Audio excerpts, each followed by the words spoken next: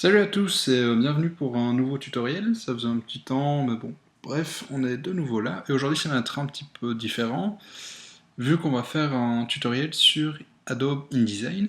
Donc InDesign est un programme de mise en page. On s'en sert principalement pour ce qui est la mise en page de livres, de magazines, de fascicules, enfin, vous voyez le principe. Et donc je me suis dit, pourquoi ne pas faire un tutoriel là-dessus. Donc moi j'ai pris Woodkid comme exemple, j'ai vu un conseil récemment, ça me plaisait bien. Donc voilà, j'ai décidé de faire un article dessus, donc on va rapidement faire ça. Donc on va tout de suite s'y mettre. Donc voilà, donc on a l'interface d'InDesign. On va tout de suite commencer à créer un nouveau document, donc en faisant fichier à nouveau. Par exemple, si vous commencez quelque chose de nouveau, voilà, vous aurez cette fenêtre qui apparaît. Moi je vais garder ça ouvert derrière pour voir si je me souviens plus de certaines mesures ou autres. Donc on va créer un nouveau document, fichier à nouveau, ou vous pouvez faire commande N ou CTRL N, ça dépend de votre système d'exploitation. Et donc, document, on va laisser par défaut le mode impression, vu qu'à la base on est pour une sortie d'impression. Si vous voulez bien sûr faire du web, vous pouvez changer. Moi je vais laisser impression. Nombre de pages, on va laisser une. Vu qu'on va faire une double page A4, on va prendre un A3, qu'on va mettre en paysage. Ensuite, nombre de colonnes, on va mettre une. Marge, moi je vais mettre 20 mm de marge. Voilà. Et fond perdu, on va mettre 3 mm, vu qu'on destine à l'impression. Pour les débords. Donc vous pouvez faire OK. Et donc normalement vous arrivez devant cette fenêtre. Donc ce qu'on va faire tout de suite, on va diviser le document en deux directement pour être sûr et pour bien différencier nos deux pages. Donc vous allez créer un nouveau rectangle et donc en fait, vu qu'on a une page qui fait 420 mm plus 3 mm à gauche, on va faire quelque chose de 413 mm de longueur et donc hauteur, je ne saurais pas dire exactement, on verra ça après, mais en tout cas ici on va mettre 213 mm, voilà. Et la hauteur, on vient ici, c'est la même chose que Photoshop ou Illustrator pour faire ça. Donc une fois qu'on a ça, ce qu'on va faire, on va créer un nouveau bloc rectangulaire. Vous pouvez appuyer sur F, où il est ici sur le menu à gauche. Et on va créer un bloc qui va prendre... Attendez, je vais régler ça, il faut que ça prenne tout le débord aussi. Hein. Ça doit déborder, c'est logique. Hop, voilà. Et donc on va prendre un bloc rectangulaire. Et on va lui faire prendre toute la hauteur et la largeur de la page de gauche, en l'occurrence, ou de droite, c'est vous qui voyez. Et une fois que ce bloc ici, vous voyez que c'est un bloc de ce type-là, grâce à la croix qui se forme au milieu, vous faites clic droit dessus, vous faites contenu, et normalement image ricochet, mais si ça ne l'est pas, cliquez sur image. Et une fois que vous avez ce bloc-là sélectionné, vous faites fichier importer, ou commande D, ou CTRL D, si vous êtes sur Windows. Fichier importer, moi je vais aller dans le dossier, et en l'occurrence je vais prendre le portrait de Woodkid, je vais l'ouvrir, voilà, et donc vous pouvez voir qu'il remplit pas tout, donc ce qu'on peut faire c'est CTRL clic droit, ajustement, clic droit pardon, ajustement, remplir le bloc proportionnellement, et hop, il va le remplir. Mais vous voyez que c'est pixelisé, c'est pas beau, alors que j'ai pris une image d'une assez grande résolution, c'est normal. En fait InDesign utilise quelque chose pour préserver les ressources, ou de gros dossiers, en l'occurrence si on n'en a pas besoin, donc vous faites clic droit, performance d'affichage, affichage de qualité supérieure. Et donc vous aurez votre image de bonne qualité, maintenant si vous zoomez. Donc une fois qu'on a fait ça, on va s'occuper de la partie droite. Ce que je vais faire par contre, je vais supprimer mon rectangle qui est en dessous, parce qu'il y a un contour. Voilà. Voilà, donc on va s'occuper de la partie de droite. Donc pour ça, moi j'ai déjà un texte qui est dans un dossier que je vous fournirai si vous voulez, mais en l'occurrence moi j'ai simplement pris d'un article qui venait des Inrocks. Donc ça c'est un peu vous qui voyez en fonction de ce que vous voulez faire. Mais je vais déjà commencer simplement par créer un titre. En l'occurrence ce sera Woodkid. Donc je vais utiliser du code code light. Voilà, d'une taille de 90, si je me souviens bien, je vais checker, mais normalement il n'y aura pas de souci à ce niveau-là. D'une taille de 90, je disais bien, et en l'occurrence je vais écrire Woodkid, hop, voilà. Et en fait, ce que je vais faire, je vais m'arranger pour avoir des débords de 20 mm de chaque côté, je vais créer de nouveau des rectangles, pour pouvoir bien me repérer en fait. Hop, voilà, 20 mm ici. CTRL-C, CTRL-C, puis je fais commande Alt, je vais et ça va coller sur place en fait. C'est un peu plus compliqué qu'à utiliser sous Illustrator avec CTRL F, mais bon, voilà. En fait, je n'ai pas besoin de le mettre à droite, vu que ma marge est déjà à 20 mm. Donc ici à gauche, j'ai besoin d'une marge de 20 mm. Donc ce que je vais faire, je vais agrandir mon bloc de texte. Donc en fait, vous ne pouvez pas simplement cliquer, comme vous l'aurez remarqué, vous ne pouvez pas simplement cliquer et taper. Vous devez créer un bloc, forcément, pour taper du texte. Donc en l'occurrence, ce bloc, je vais faire prendre toute la longueur tout l'espace que j'ai, et quand je vais passer, une fois qu'il est sélectionné, je vais passer en mode texte, avec l'outil texte, et je vais le centrer. Comme ça, en fait, j'aurai un texte bien centré sur la largeur que je veux. Je peux faire clic droit, ajuster le bloc au contenu, et donc comme ça, on a un bloc qui est bien propre. Et je vais peut-être un petit peu le remonter. Voilà, parfait. À la marge. Donc ensuite, qu'est-ce qu'on a? On a ceci, donc l'intro, je dirais, qui est, elle, en alley light italique de 18 points avec un interlignage de 16 points. Donc, je vais aller chercher mon texte, moi en l'occurrence. Hop, tu peux partir, merci. Voilà. Hop, je vais prendre mon texte. Je vais créer un nouveau bloc de texte. On commence à comprendre le principe, je suppose. Hop, voilà. Je vais faire un CTRL A, mais ce qu'on peut faire en fait sous InDesign, il existe des outils qui permettent de définir des styles de paragraphes. Vous savez, dans Fenêtre, style de paragraphe en l'occurrence, et vous pouvez créer des nouveaux paragraphes avec le petit icône ici, créer un nouveau style. Et en l'occurrence, je vais faire ceci, et je vais l'appeler intro.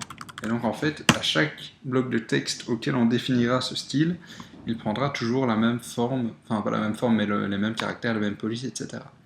En l'occurrence, moi j'ai utilisé, en allant dans format et caractère de base, alley light, oblique, italique, pardon. Il était en 18 avec un interlignage de 16. Voilà, en l'occurrence je vais faire OK. Et donc vous voyez, tout ça prend. Par contre je modifie un petit quelque chose. Je vais aller dans justification. Non, c'est pas justification. C'est dans. C'est dans. Attendez, excusez-moi, il faut que je le retrouve. Voilà, retrait alignement, idiot. Et donc je vais mettre justifier à gauche. Et comme ça, il va se mettre en place comme ça. Une nouvelle fois, on la ligne sur le bord ici. Et on peut faire un petit clic droit, justement, ajouter le bloc en contenu. Voilà. Donc comme ça, on a ça ici. On va un peu le décaler en dessous. Et maintenant, on peut passer à notre plus gros bloc de texte. Et en l'occurrence, je vais encore créer un bloc texte. C'est assez répétitif, hein, vous en rendrez compte. Hop, voilà, qui va prendre tout ceci, qui va s'arrêter à ma marge.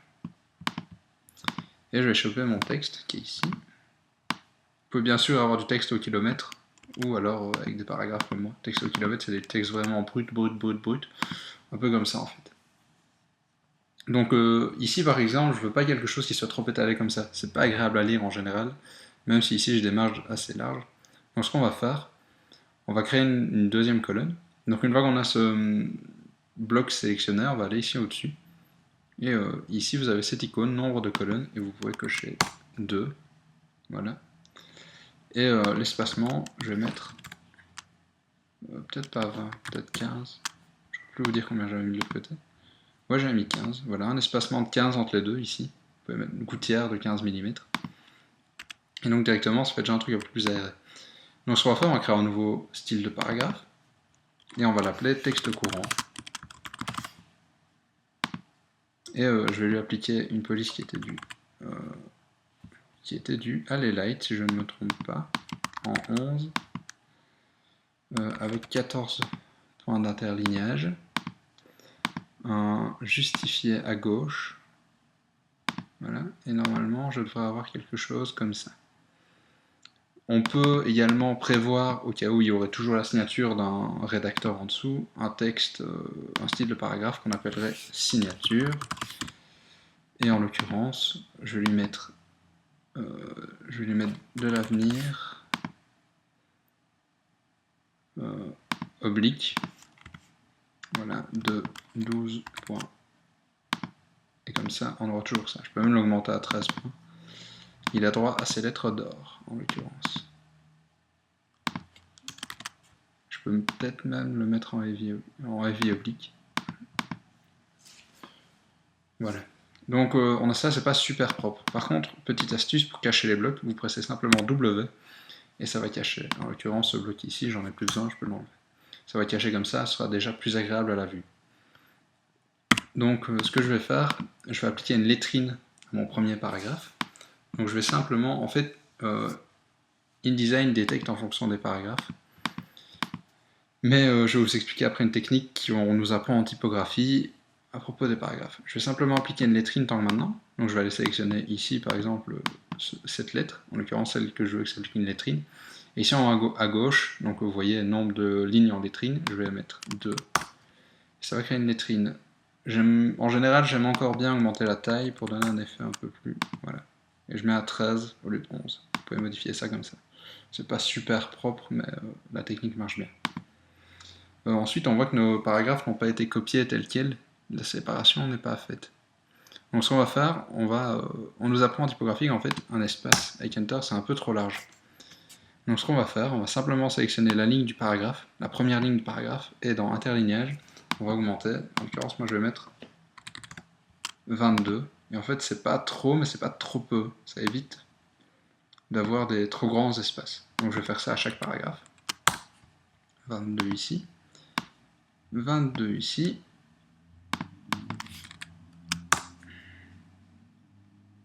22 ici. Mais vous allez voir qu'en fait, on a vite avoir un souci et on aura des veuves et des orphelines, comme on appelle ça. En fait, c'est quand il reste un bout de paragraphe tout seul en dessous, ou quand il y a une dernière phrase là. Et donc on va essayer de s'arranger en fait pour casser ça. Donc ce que je vais faire, je vais sélectionner tout mon paragraphe ici où il y a par exemple une fin de mot qui est ici en dessous, et on va réduire l'approche de un tout petit peu. Hein. C'est du millième de quadratin, pardon. Donc ça c'est l'espace entre les lettres. Ici par exemple je vais le mettre à moins 10. Voilà, je peux mettre moins 9. Voilà. Et vous voyez, ça réduit légèrement l'espace entre les lettres, mais ça n'écrase pas le texte. Et ça me permet par exemple de faire ça. Ici aussi, je vois que c'est un petit peu trop, donc je vais mettre moins 10 aussi. Oui, je peux essayer. Moins on réduit, mieux c'est, en général. Hein. Il faut essayer de garder la police à son apparence la plus fidèle au final. Voilà, donc c'est moins 2 en l'occurrence. Pour ne pas déformer la typo et ne pas casser cet ensemble, parce que créer une police, c'est quelque chose de très très très difficile au final. Il faut être très consciencieux. Donc voilà, notre gros texte est fait. Je peux peut-être même un tout petit peu augmenter mes interlignages si je veux, pour mes paragraphes. Je peux augmenter à 25. Voilà. Ici aussi. Et lui aussi.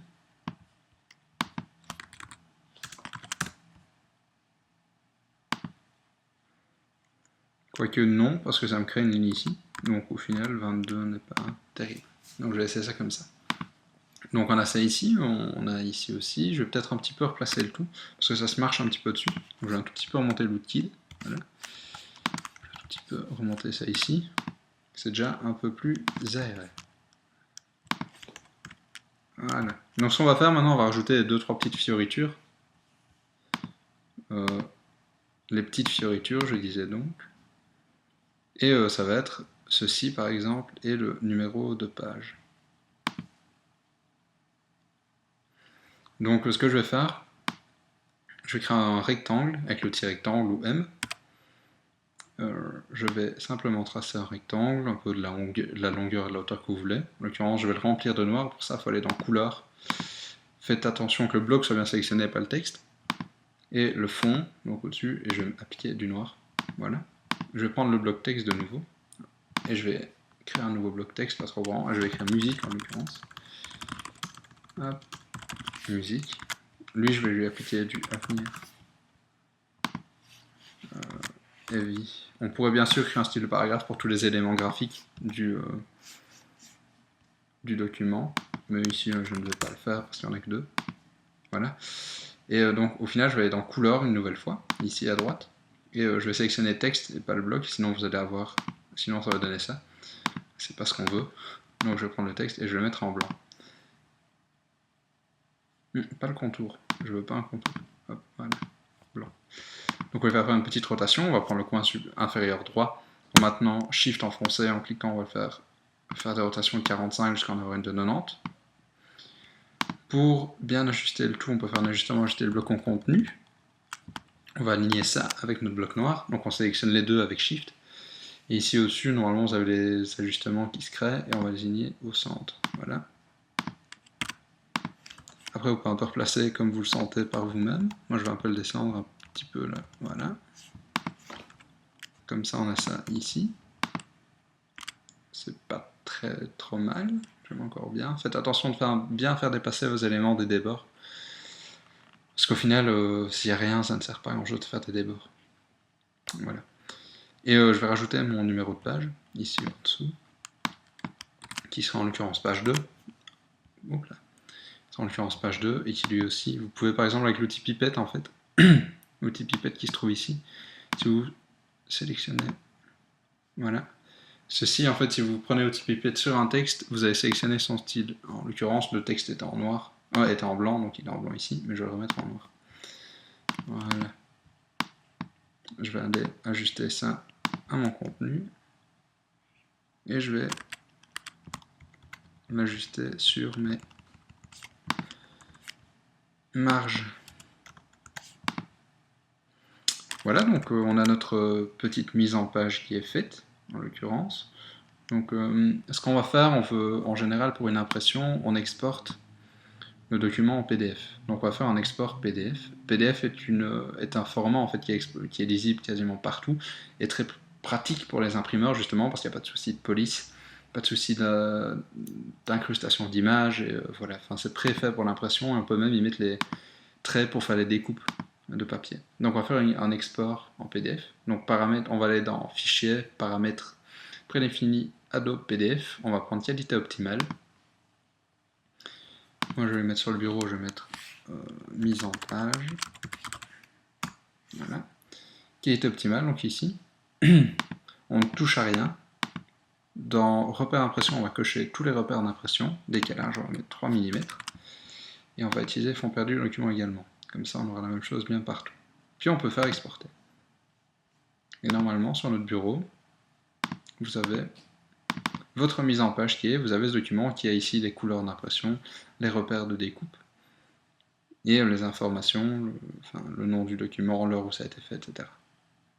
Voilà. Vous pouvez également, par contre, si vous voulez partager ça sur le web, imaginons, faire un export en JPEG. Donc simplement, ça va faire fichier exporter. Je vais l'appeler mise en page de nouveau.